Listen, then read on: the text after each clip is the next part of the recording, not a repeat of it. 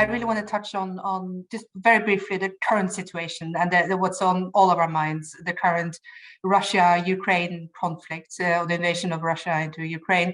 And a victim here is, of course, information, or it's a large weapon in the war that we're seeing, in the conflict and war that we're seeing. Any advice on the current situation and what is the Biden administration doing in terms of the current disinformation, misinformation? Now we're in the midst of a current conflict. Well, I think that, first of all, I think that the disinformation campaign, it is hard to deny that it has been effective inside of Russia, in that, we see the unsettling numbers about 60 and 70% of Russians supporting the invasion and thinking these really are neo-Nazis that have hijacked the government in Ukraine, like insane things. But I would qualify that with the fact that we also have seen protests in dozens and dozens of cities. So there is a more inbuilt skepticism, even in the most closed media environments, than might meet the eye. And it comes out when when a campaign of lies is so egregious that it just beggars belief. Second, I would say that disinformation campaign has been extremely ineffective outside the borders of Russia.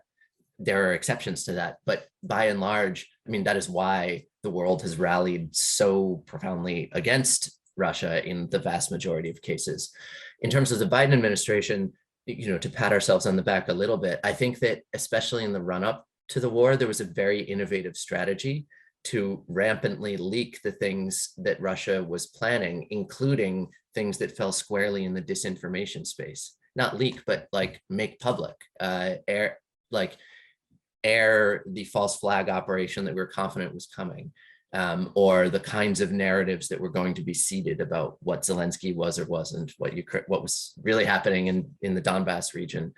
And that campaign of transparency, number one, I think shone a positive light on what our intelligence community was picking up, but also was just very effective in preparing the world for much of the Russian strategy to achieve what they thought would be a quick victory. And so by the time the invasion came, everyone was expecting it. The vast majority of the world was against it.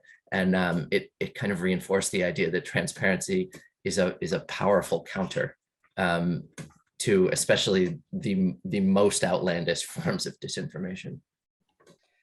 Thank you, Johnny Walsh. That was a quick 15 minutes. Thank you so much for joining us this morning for you and afternoon for me here in Oslo. Very insightful and extremely inspirational. Thank you so much.